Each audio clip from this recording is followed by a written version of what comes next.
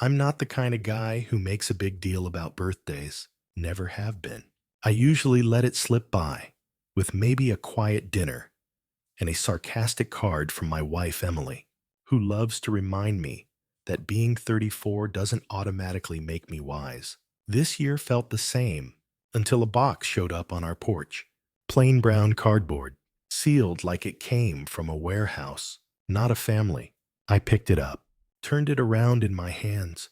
No handwriting, no return address from my hometown in Michigan, just a P.O. box from somewhere in Nevada. I brought it inside, set it on the counter. Emily looked at it, her brow tight, her body stiff. "Don't open it," she said. I raised an eyebrow. "It's from my parents," I told her, already starting to reach for a knife. She stepped closer, voice lower. "Look at the label." "Really look." I did, and that's when something started to feel wrong. The barcode, the font, the plastic tape. Too clean, too professional. It didn't feel like a birthday gift. It felt like a shipment. Emily crossed her arms. "When's the last time your parents sent you anything for your birthday?" I thought for a second. "They didn't even text last year." I laughed, trying to cut the tension. Maybe they're turning a new leaf. She didn't laugh. Or maybe they're trying to turn you into a scapegoat. My smile vanished. Emily had met my parents twice. That was enough. They weren't evil, just tricky. Everything with them came with conditions. And lately, things had gotten weirder.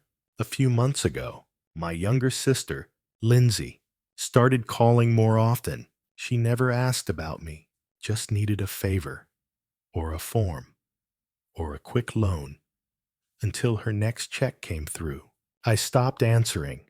Apparently, that didn't stop them from involving me. My phone rang. It was my mom. I hesitated. Emily just stared at the screen. Then me, I answered. "Hey, Mom, sweetie." Her voice syrupy, false.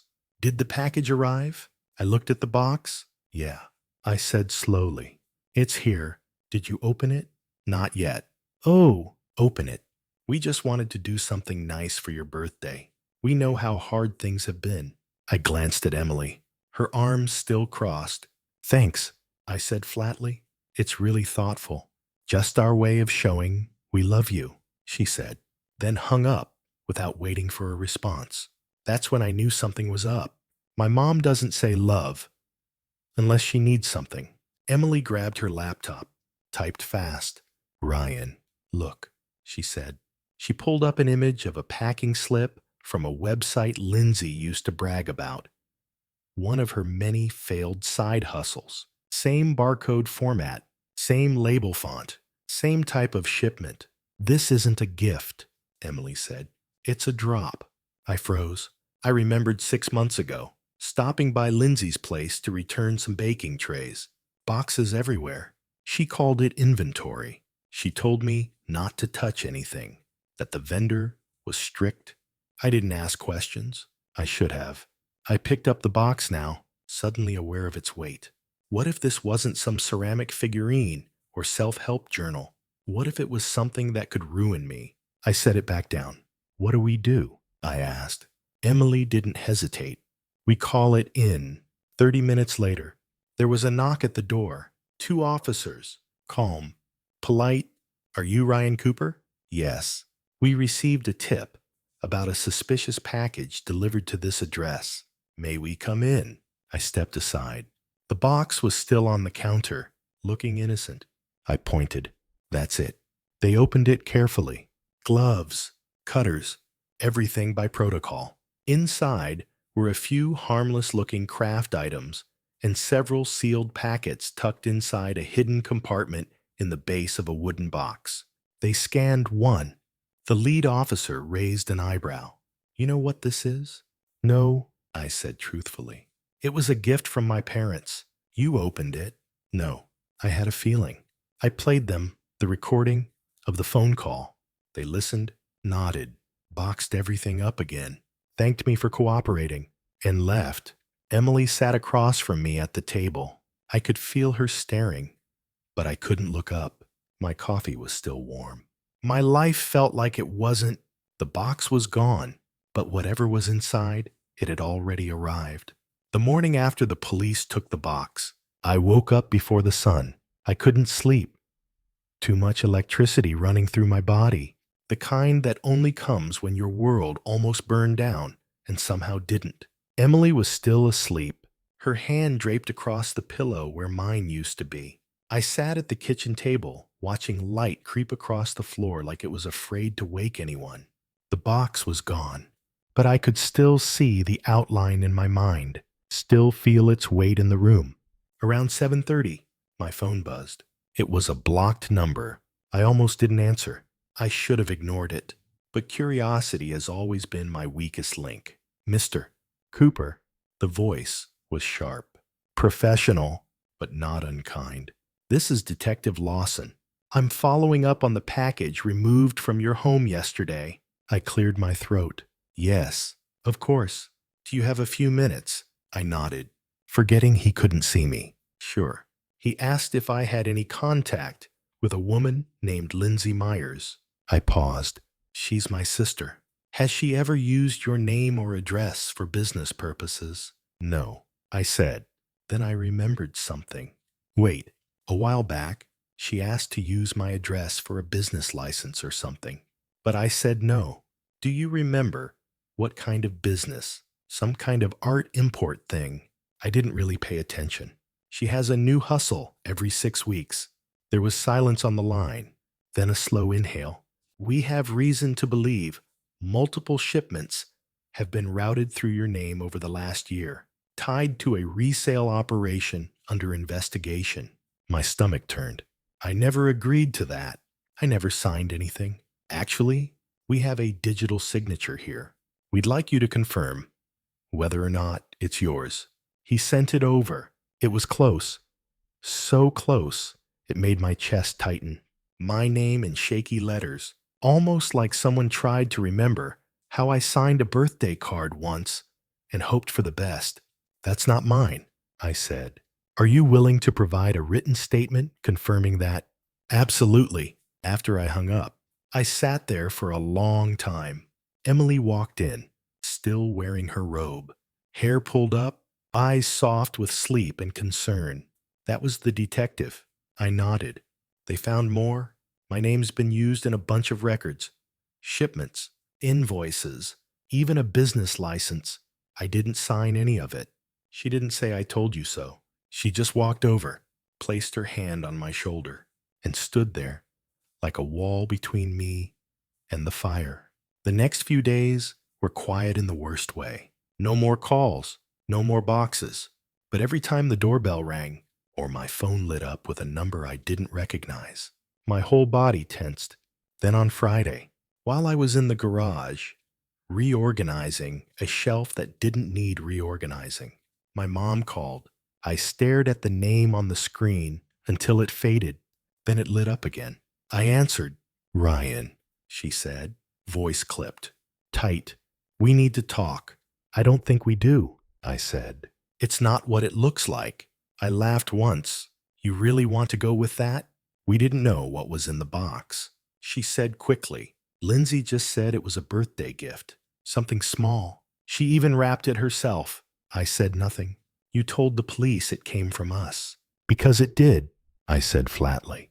They have audio of you confirming it. They have the shipping logs. Your name is on the account. We didn't know how far she'd taken it. We didn't know she used your name on everything. That's the problem. Mom, you never ask. You just trust whatever she says, because it's easier than seeing the truth. Silence.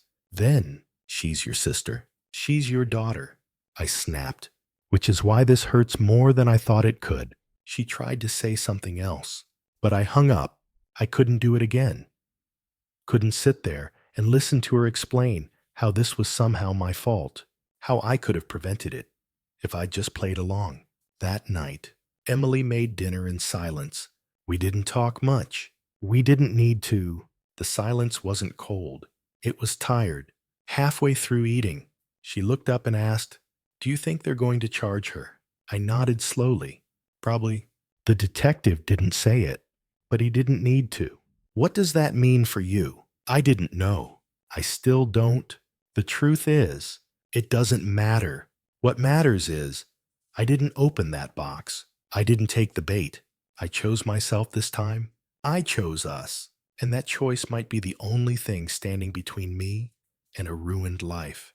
That night, I sat in the backyard, wrapped in a blanket, watching the stars come out one by one. I thought about my sister, about how many times I'd covered for her, how many times my parents said, "She's just different. She's just sensitive. She's just finding her way." But she wasn't finding anything. She was hiding behind me. Not anymore. Not this time. The court summons arrived on a Thursday, tucked between grocery flyers and a credit card offer we never asked for. I knew what it was before I even opened it. The envelope had that bland official weight, the kind that makes your stomach drop before you even see your name. Emily was in the kitchen, loading the dishwasher, when I walked in holding it. "It came," I said quietly. She looked up, already knowing. "Is your name on it?" I nodded. Witness, not defendant, not suspect, just witness. But it still felt like a sentence. I sat at the table, the same table where we'd unwrapped wedding gifts, where we ate spaghetti on lazy Wednesdays, where I almost opened a box that could have ended everything. Emily sat down across from me. She didn't say it out loud, but I saw the relief on her face. Then came the guilt, crashing over me like cold water. I wasn't the one who committed the crime, but somehow I still felt stained by it. I testified 2 weeks later, a quiet courtroom, half filled, the kind of room that makes everyone speak in whispers, even when they're allowed to talk. Lindsay didn't look at me when I walked past. She sat next to her lawyer in a pale pink sweater, trying to look soft, small, misunderstood.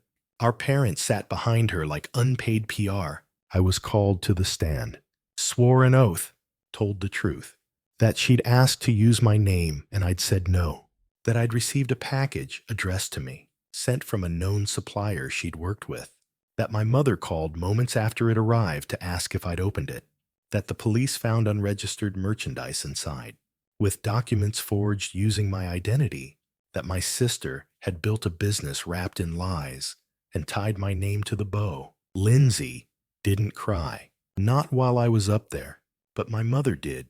Quiet, dignified tears, like she was auditioning for sympathy. When it was over, I stepped down and didn't look back. We went home. Emily made dinner. We watched a movie. Life kept going. A week after the hearing, a detective called to let me know the outcome. Lindsay had taken a plea deal, reduced charges in exchange for probation and fines, no jail time, but enough restrictions to keep her from running a fake business again anytime soon. My parents had been charged too. Accessory to fraud, obstruction. They were fined and sentenced to community service, with their names on public record. No more pretending they didn't know.